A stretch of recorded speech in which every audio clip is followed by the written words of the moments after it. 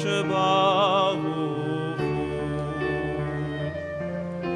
שלום עליכם מלאכי השלום מלאכי עליון ממלך מלכי המלכים הקדוש ברוך הוא שלום עליכם מלאכי השלום מלאכי עליון ממלך מלכי המלכים הקדוש ברוך הוא שלום עליכם מלאכי השלום מלאכי עליון ממלך מלכי המלכים הקדוש ברוך הוא שלום עליכם מלאכי השלום מלאכי עליון ממלך מלכי המלכים הקדוש ברוך הוא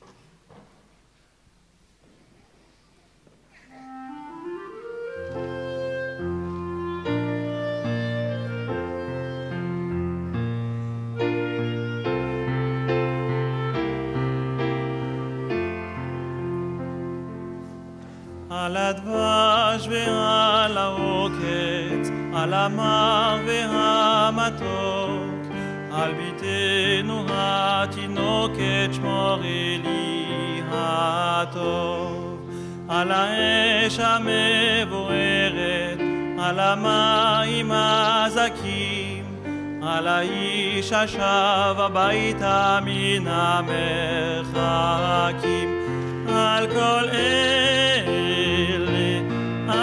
כל אלה שמור נא לי אלי הטוב על הדבש ועל העוקץ על המר והמתוק על נטע כה נטוע אל תשכח את התקווה השיבני ואשובה אל הארץ הטובה שמור לי על זה הבית על הגן על החומה מיגון מפחד פתע וממלחמה שמור על המעט שיש לי על האור ועל הטף על הפרי שלא הבשיל עוד ושנאסף על כל אלה על כל אלה שמור נא לי אלי הטוב על הדבש ועל העוקץ על המר והמתוק על נטע כה נטוע אל תשכח את התקווה השיבני ואשובה אל הארץ הטובה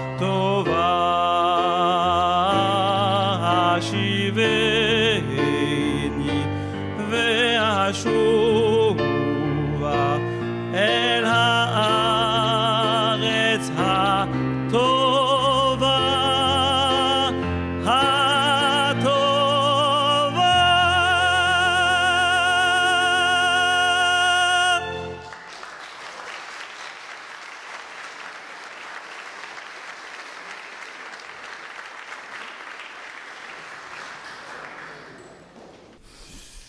Monsieur le Préfet, Mesdames et Messieurs les députés, Monsieur le sénateur ancien ministre, Madame le maire de Lille ancien ministre, Monsieur le représentant du président du Conseil régional, Mesdames et Messieurs les représentants des autorités civiles, religieuses et militaires, Mesdames et Messieurs les représentants d'associations, Monsieur le rabbin des Hauts-de-France, Mesdames et Messieurs, mes chers enfants, mes chers amis. Rosh Hashanah, nous le savons, commémore la création de l'homme par Dieu. Le Nouvel An, cette période où nous faisons une rétrospection de l'année qui s'est écoulée, c'est également le jour du jugement. Il est dit dans les textes que toute l'humanité défile ce jour-là devant Dieu. Il est donc important de souligner que c'est une célébration qui concerne toute l'humanité. Toute l'humanité est appelée à se souvenir de la création et toute l'humanité est en jugement devant le Créateur. Rosh Hashanah, littéralement la tête de l'année, joue ainsi vis-à-vis de l'année le même rôle que la tête vis-à-vis du corps. Ce jour de tête peut donc comporter l'intelligence de tous les jours de l'année, car il ouvre à une période de réflexion et permet l'émergence du nouveau. Ainsi, l'année que nous venons de vivre nous engage particulièrement à nous interroger sur les possibilités d'un monde nouveau. Comment pouvons-nous nous améliorer? Pas uniquement en tant que personne, mais en tant que société. Dans un environnement complexe et dynamique tel que nous le connaissons, nous devons faire preuve de flexibilité et se réadapter. La pandémie Covid-19 que nous avons connue ces 2 dernières années nous a forcés à revoir notre façon de consommer et nos priorités. Plus récemment, nous connaissons une inflation et sans doute, pour les plus démunis, une période de grande difficulté. Face à ces nombreuses inquiétudes et à ces nouveaux défis, seule la solidarité et la fraternité peuvent apporter des solutions durables. L'Europe doit repenser à son rapport au monde et met la mondialisation à l'épreuve. Mais nous aussi, à notre échelle, en tant que citoyens français, nous devons nous remettre en question et ce début d'année y est propice. Le but de la vie d'un homme est d'améliorer ses traits de caractère en effectuant un travail sur soi au quotidien. C'est pour cela que Dieu nous donne un aujourd'hui et un demain. Si je devais faire un panorama de l'année qui s'est écoulée, malgré les départs de nos proches disparus, des tristesses vécues, il est positif et prometteur pour les années à venir.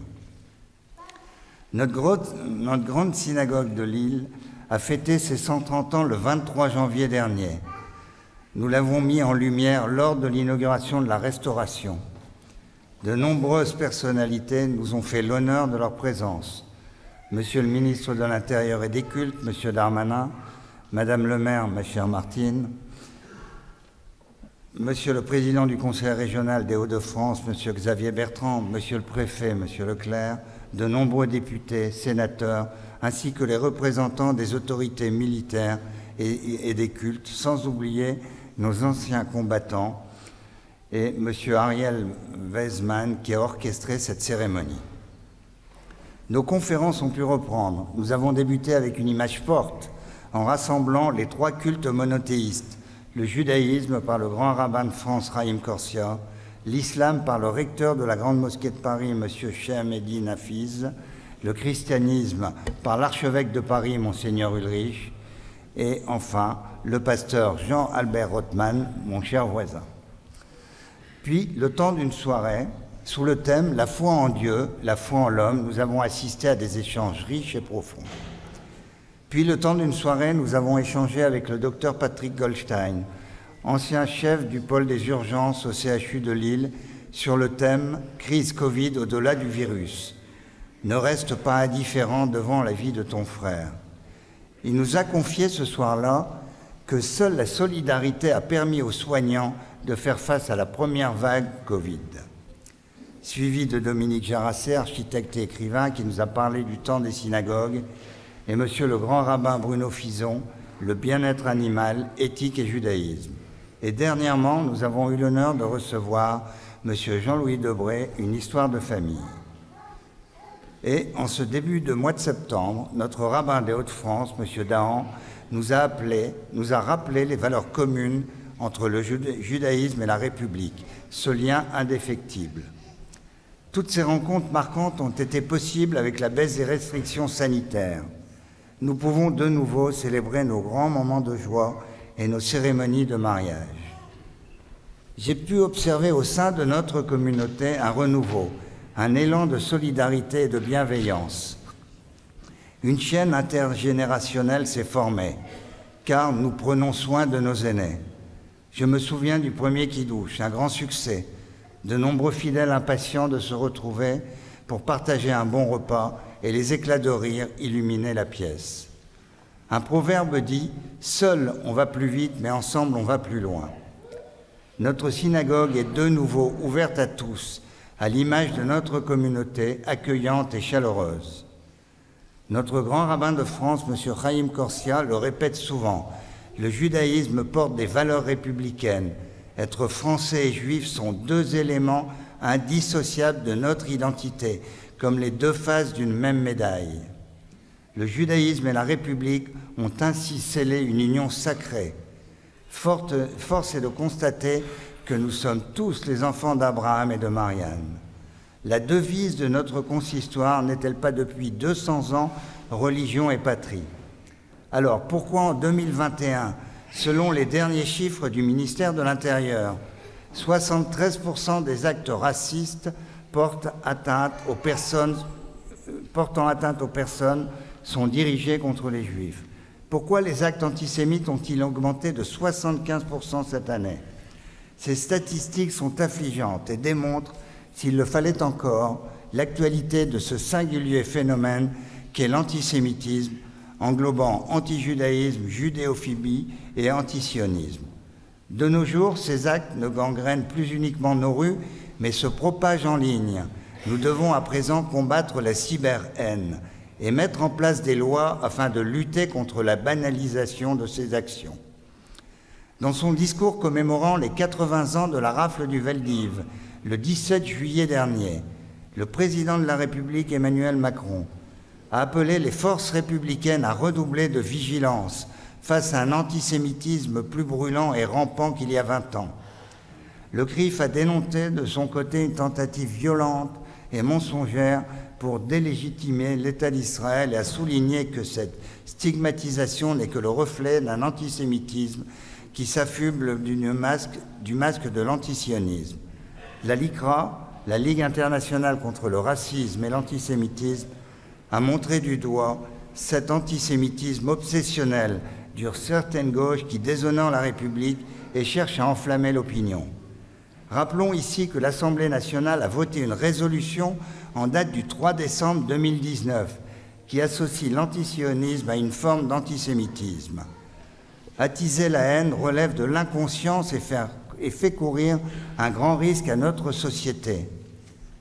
Ce que dit la Torah d'une manière magnifique dans la paracha Shoftim, tu mettras des juges et des policiers, mais il faut aussi que les juges et les policiers se parlent.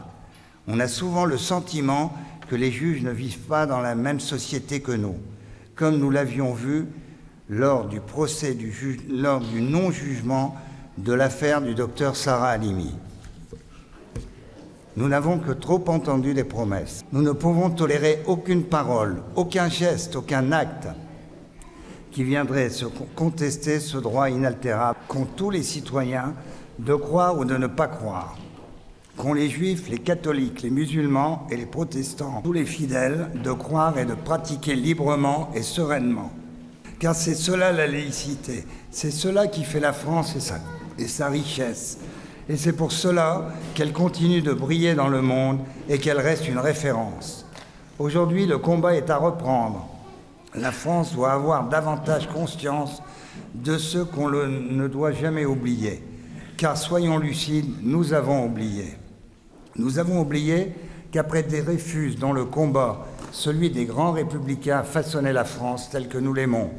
Nous avons oublié qu'après les lois scélérates de Vichy, le Veldiv, il fallait continuer de s'indigner et de combattre. Nous avons oublié qu'après la tuerie devant l'école Ozar à Torah, à Toulouse en mars 2012, puis en janvier 2015 à l'Hypercacher de Paris, du meurtre d'Ilan Halimi, de Madame Mireille Knoll et du docteur Sarah Halimi, il ne fallait jamais baisser la garde. La France a fait comme si tout cela était derrière nous, comme si l'antisémitisme n'était qu'un mauvais souvenir, comme si l'on pouvait en rire dans des spectacles infâmes.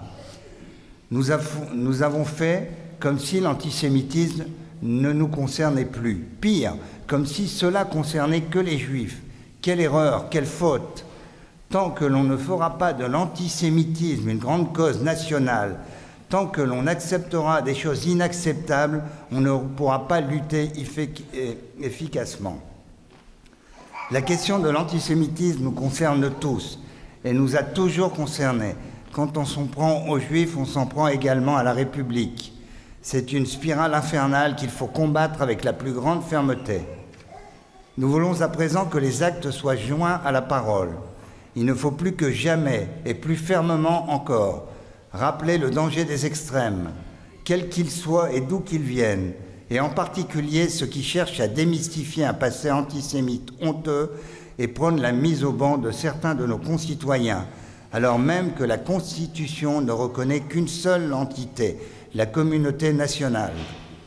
À vous, à nous, de faire le choix en conscience, pour partager et non diviser, pour porter haut et tous ensemble les couleurs de notre drapeau, pour construire chaque jour cette France que l'on aime et incarner ces valeurs humanistes et universelles que l'on admire.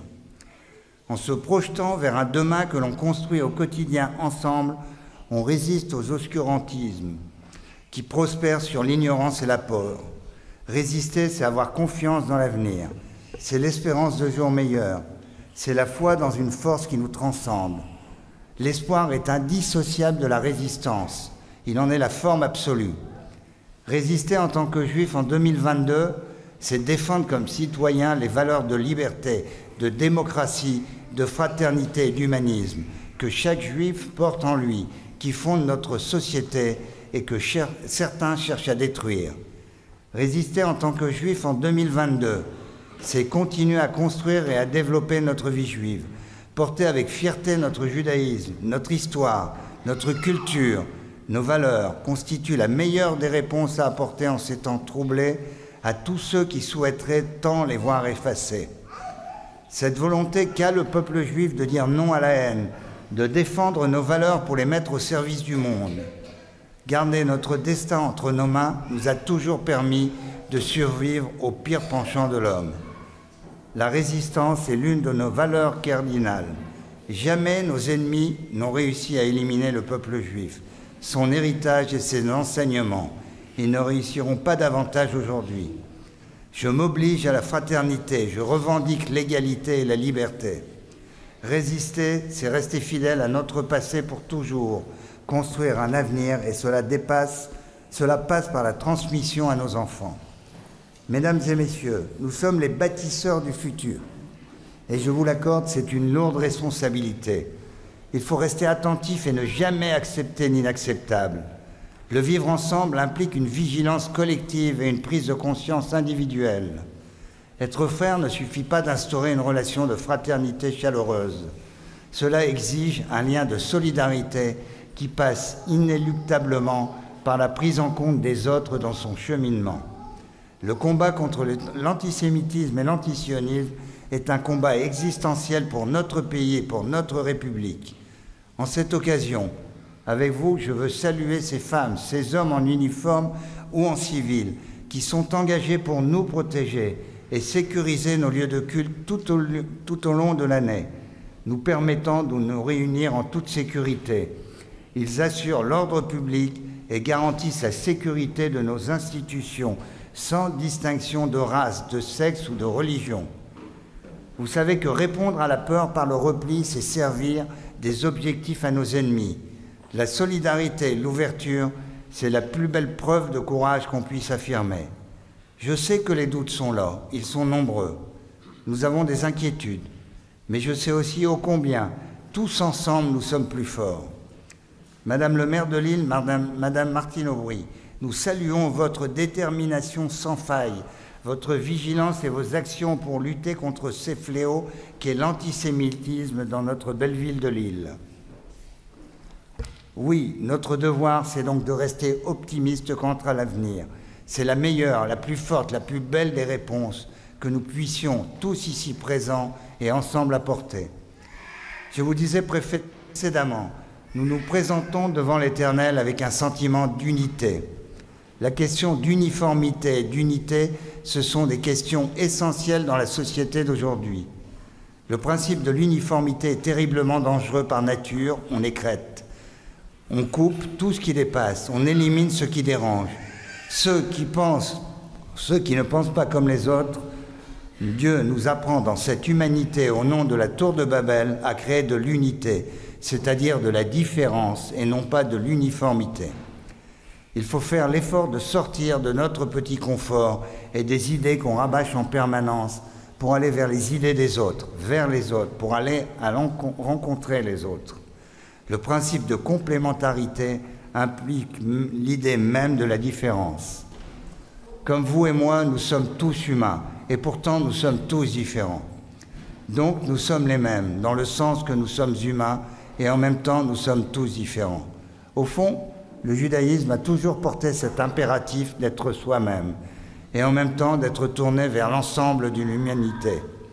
C'est toute la signification de la fête de Rosh Hashanah, qu'on peut définir comme la tradition du commencement. La célébration de la tradition du commencement permet de concevoir une autre façon d'être au monde. La table de Rosh Hashanah, c'est le partage, les retrouvailles, la transmission d'un message universel, celui du peuple juif aux nations du monde, et aussi celui où l'on façonne ses projets pour la nouvelle année. Les épreuves, qu'elles soient collectives ou personnelles, lorsqu'elles sont surmontées, laissent place à l'espérance d'un autre avenir qu'il est de notre responsabilité d'imaginer, de construire. Cette façon d'être au monde qui est portée par la fête de Rosh Hashanah donne la possibilité d'accéder à l'espérance pour chacun et par conséquent à l'espérance pour tous. L'espérance n'est possible que si nous avons confiance aux forces qui nous ont façonnés et qui sont le fruit de notre histoire, de nos origines et de notre identité.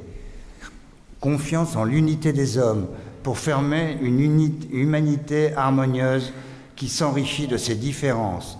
Dans la vie, ce qui importe, c'est la capacité à se relever après un défi. Pour la Torah, le juste n'est pas celui qui a atteint le sommet, mais celui qui a su persévérer pour y parvenir. S'efforcer de faire de son mieux, rebondir après un échec et continuer à progresser, tel est à mon sens le paradigme de la vertu. Ne reproduisons pas les erreurs du passé. Nous sommes là pour changer les choses et transmettre à nos enfants et petits-enfants de ne pas combattre ces démons, mais de ne jamais oublier et d'aller vers un monde uni. Le monde d'après, décrit par un très grand nombre, comme leur monde idéal, nous sommes en train de le construire et de l'inventer. Il s'agit pour nous, pour vous tous, de le construire. Comme disait Dieu à Abraham, Lech Lecha, pars pour toi, sors de tes enfermements, de ce qui est ton habitude. El haaretz asher arecha, vers une terre que je t'indiquerai, sans préciser laquelle, mais il y aura toujours une terre que je t'indiquerai. Quand nous trinquons, nous souhaitons les chaim, ce qui signifie à la vie. Apprécions chaque moment, même si les choses ne sont pas forcément comme nous l'aurions souhaité. Accordons-nous une pause. Ouvrons ce nouveau chapitre à la délicieuse opportunité que la vie nous offre en ce moment même. Vivez pleinement le moment présent, car il ne reviendra jamais. Je vous souhaite à tous, à toutes et à tous, d'inventer un autre possible en cette nouvelle année 5783 de notre calendrier hébraïque. Une nouvelle page blanche s'offre à nous. Profitons-en pour créer une société positive où tous agissent consciemment et librement dans l'intérêt des générations suivantes. Ensemble, dans la fraternité, à l'échelle de notre communauté, de notre pays, avançons et bâtissons notre futur. Chacun sait bien en son fort intérieur que se projeter vers l'avenir nécessite d'appréhender le présent dans sa complexité. Puisse cette année être prospère, douce et heureuse pour chacun d'entre vous, comme pour ceux qui vous sont chers. Qu'elle vous apporte la santé, le bonheur et la paix, et que vous soyez toutes et tous, ainsi que vos familles, inscrits dans le livre de la vie. Shana Tova.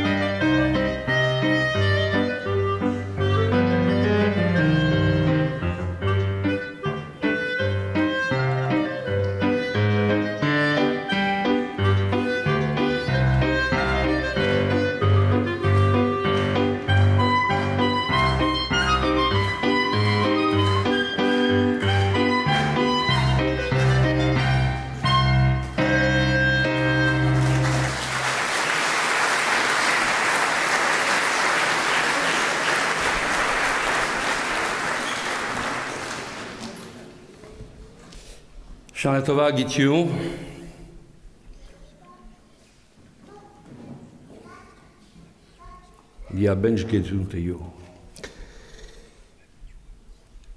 En guise d'avant-propos, je tenais à dire que j'ai foi en un principe. Je suis persuadé qu'en fait, certaines fois, c'est le temps qui dicte les messages.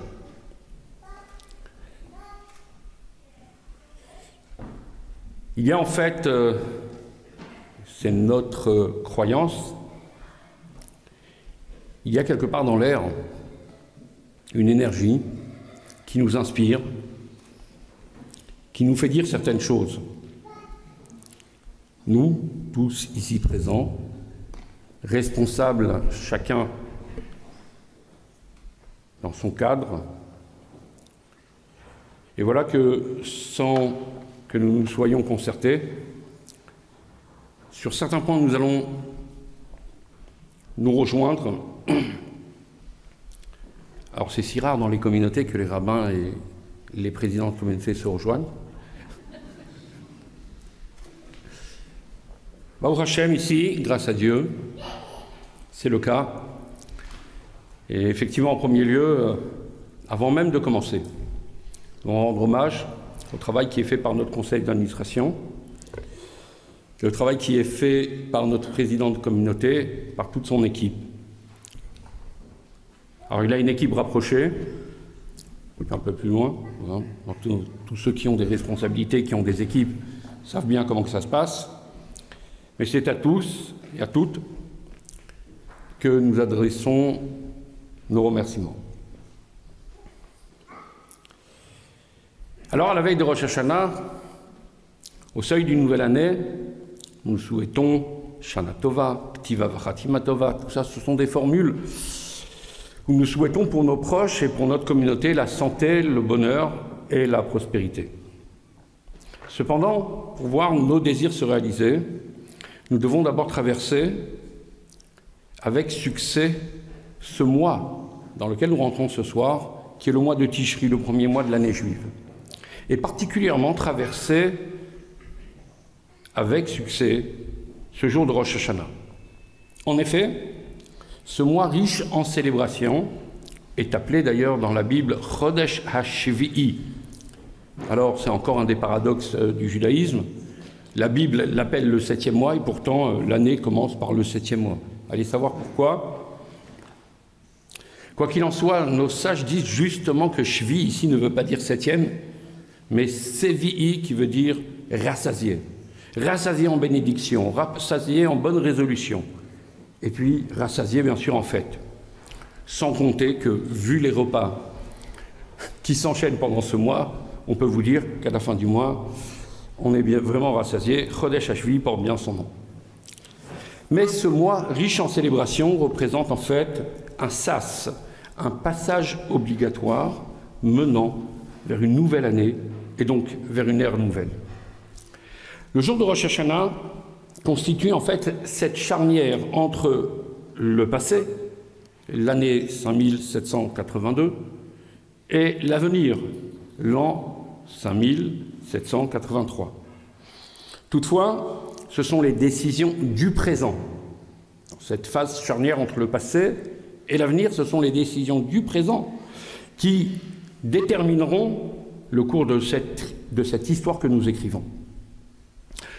Nos sages proclament dans le Talmud au sujet de Rosh Hashanah Mitzvat Hayom Beshofar. On sait bien, si vous demandez à n'importe qui, pas seulement quelqu'un de la communauté, qu'est-ce que les Juifs font à Pâques? On vous dira, ils mangent du pain azim. Qu'est-ce qu'ils font à Hanouka? Ils allument des bougies. Qu'est-ce qu'ils font à Rosh Hashanah? À part de venir à la synagogue pour la cérémonie des vœux. Mais qu'est-ce qu'ils font à Rosh Hashanah? Le Talmud répond, Mitzvat Hayom Beshofar. La mitzvah du jour, le commandement du jour, c'est d'entendre les sonneries d'une corne de bélier, qui s'appelle le shofar. Cet acte est marqué par le sceau du temps, parce qu'effectivement, il porte un symbole ici, le passé, le présent et le futur. Un des grands maîtres à l'aube du Moyen-Âge s'appelait Rabbi Saadia Gaon. Et il évoque en fait 10 raisons justifiant les sonneries du shofar, parmi lesquelles nous en trouvons, et nous allons en citer seulement 3. Tout d'abord, le shofar, c'est le souvenir du passé. Comment? Simplement, le sacrifice du bélier offert par Abraham pour remplacer son fils Yitzhak sur le mont Moria. Lorsqu'Abraham se rend sur le mont Moria, et Dieu l'arrête, au moment où il avait la main levée sur son fils, alors, Abraham remplace cette offrande par un bélier. Ce bélier a 2 cornes. Et la tradition nous dit, avec une des cornes, Dieu sonnera au moment du don de la Torah sur le mont Sinaï. Et avec la 2e corne, il annoncera l'époque messianique. Donc nous avons ici effectivement le souvenir d'un acte de dévotion, celui d'Abraham et d'Isaac. Enfin, le présent, c'est le son du shofar, selon nos sages, selon Rabbi Saadia Gaon, c'est en fait un signal d'alarme. C'est une sorte de sirène qui vient rappeler à la conscience humaine, à ses devoirs et à ses responsabilités. Mais dans le shofar, nous trouvons aussi l'espoir et l'attente en l'avenir. Car effectivement, Isaïe prédit qu'un jour, le grand shofar sonnera pour annoncer la rédemption et la résurrection. Alors nous pouvons remarquer que ces 3 phases de l'histoire, si vous remarquez bien, concentrez-vous, c'est dur un jour de fête lorsqu'on pense au repas d'après, mais regardez bien, aucun de ces facteurs n'est le produit de la grâce. Dans le judaïsme, nous croyons certes que certains sont touchés par la grâce, en général ils finissent à l'hôpital psychiatrique, mais nous pensons surtout que l'homme a un devoir d'agir. Ces trois éléments que nous venons de citer, Abraham, le don de la Torah, l'avenir messianique, le réveil du présent, sont effectivement des phases de l'histoire qui ne sont pas produites par la grâce divine, mais plutôt c'est l'entreprise humaine qui change le courant de l'histoire. Ces cendriers ne sont que l'écho de nos engagements, tant dans le passé, dans le présent, que dans le futur. En effet, la corne de bélier fut le résultat de l'abnégation, de la dévotion d'Abraham et du courage de son fils Isaac. La sirène réveille nos sentiments de responsabilité, chasse toute passivité et nous engage à agir ici et maintenant. Enfin, les temps messianiques ne sont pas le résultat et l'aboutissement d'une lumière qui viendrait sans aucun effort, une sorte de rédemption qui viendrait par la grâce, mais bien l'aboutissement des bonnes actions accumulées par les hommes à travers les âges. Responsabiliser les hommes, là est la vocation du judaïsme, et c'est précisément comme l'a dit le président de la communauté, M. Guy Bensoussan, c'est bien là la raison pour laquelle le jour de Rosh Hashanah n'est pas le premier jour de la création du monde, mais le jour de la création de l'homme, ce sixième jour, ce jour où Adam fut créé, pour signifier que ce qui importe pour nous, c'est précisément ce que l'homme va apporter à l'acte divin, ce que l'homme pourra parachever dans cette œuvre extraordinaire qui est la création. Alors ainsi, au sein de cette nouvelle année, c'est avec des forces renouvelées, des idées, des intentions neuves, que nous nous présentons devant Dieu pour lui exposer nos projets. Ces initiatives auront pour but d'apporter la lumière dans le monde, le bonheur, l'espoir pour ceux qui sont dans le besoin, spirituel ou matériel. Cette année, ce discours, j'aurais pu le faire tous les ans. Mais cette année, c'est une année particulière. Cette année 7783 est appelée, dans nos calendriers, l'année de Hakel, l'année du rassemblement. Pourquoi? Tout simplement parce qu'à l'époque du Temple, les agriculteurs de la terre d'Israël ne travaillaient pas, chômaient la 7e année, ce qu'on appelle l'année de Shemitah. L'année, certains l'appellent l'année sympathique, en fait c'est l'année shabbatique. Et cette année shabbatique, appelée Shemitah, élevait les hommes au-delà des tracas du quotidien. À l'issue de cette période, au début de la 8e année, le peuple se rassemblait dans le temple de Jérusalem autour de son roi, qui prononçait des paroles d'encouragement pour les pousser à agir à nouveau, à ne pas rester passifs comme ils l'ont fait pendant un an. C'était alors Shenat Hakel, l'année du rassemblement. Cette année, 5783, est une de ces années exceptionnelles. Alors certes, aujourd'hui, vous me direz, mais il n'y a pas de temple à Jérusalem, nous n'avons pas de sanctuaire, mais l'esprit de cette mitzvah doit rester, doit nous habiter. Cette année doit s'inscrire sous le signe de l'unité du peuple, d'Israël, de la communauté juive, de l'humanité tout entière. Si jadis, à l'époque du Temple, il était impératif que chacun réponde présent aux festivités du Hakel, à Nashim, Nashim Vetaf, hommes, femmes, enfants, nourrissons. Pourquoi? C'est parce que, précisément, l'histoire collective du peuple, d'un groupe, ne s'écrit qu'à partir de la contribution de chaque individu. La richesse d'un ensemble se mesure par la diversité des éléments qui le forment. Le peuple juif est comparable à un rouage d'une horloge. Ainsi en est aussi pour toute l'humanité, pour chacun de nous qui est à l'image de Dieu. Ce rouage d'une horloge où chaque pièce est indispensable pour son fonctionnement. Alors ne soyons pas frileux, ayons confiance en notre pouvoir individuel. L'heure est au réveil, est à l'action. La communauté est si belle ce soir, lorsque notre synagogue est pleine de personnes si différentes les unes des autres. Chaque bonne décision, chaque initiative ou toute action supplémentaire, toute bonne résolution ce soir constitue déjà un pas en avant sur le sentier d'un monde meilleur. Alors nous sommes déjà au bout du chemin, à nous seulement de continuer, comme l'a dit tout à l'heure le président de la communauté, à persévérer pour parachever enfin le travail que Dieu nous a soumis.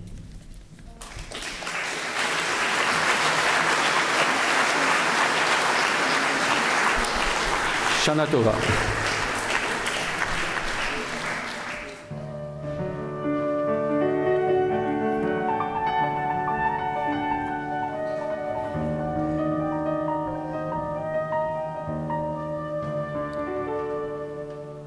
Avinu Malkeinu, Chonenu Vanenu. Avinu Malkeinu, Chonenu Vanenu, Ki en banu maasim. Avinu Malkeinu, Chonenu vanenu.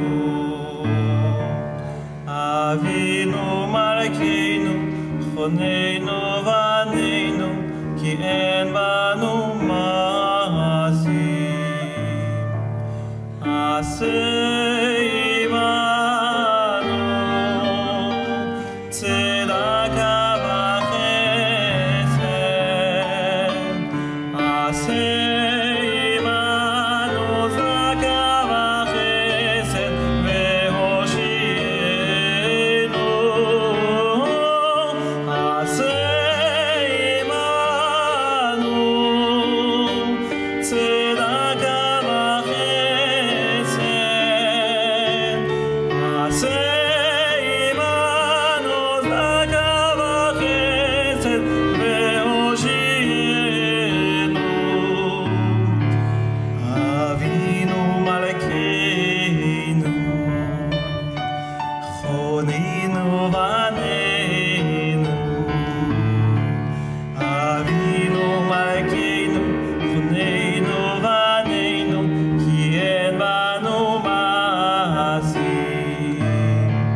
Aseh imanu tzedaka v'chesed.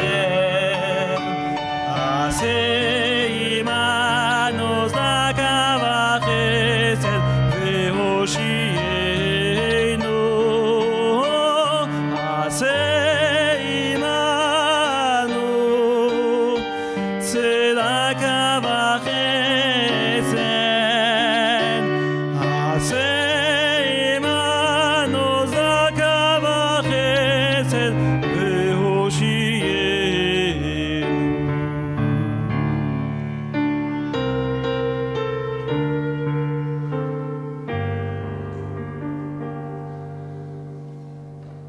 Monsieur Éric Ziza, vice-président de la communauté, pour la lecture, la prière pour la République française. Levez-vous.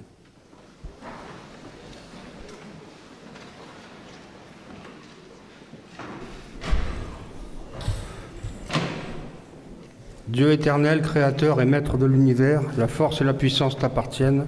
Par toi seul, tout s'élève et tout s'affermit. Bénis et protège la République française et le peuple français. Éclaire ceux qui président aux destinées de l'État afin qu'ils fassent régner dans notre pays la paix et la justice. Que la France vive heureuse et prospère, qu'elle soit forte et grande par l'union et la concorde et conserve son rang glorieux au sein des nations. Que la France, berceau des droits de l'homme, défende en tout lieu et en tout temps le droit et la liberté. Que l'Éternel accorde sa protection et sa bénédiction à nos forces de l'ordre et à nos soldats qui s'engagent, dans notre pays et partout dans le monde, pour défendre la France et ses valeurs. Les forces morales, le courage et la ténacité qui les animent sont notre honneur. Accueille favorablement nos vœux, que les paroles de nos lèvres et les sentiments de notre cœur trouvent grâce devant toi, ô Éternel, notre Créateur et notre Libérateur.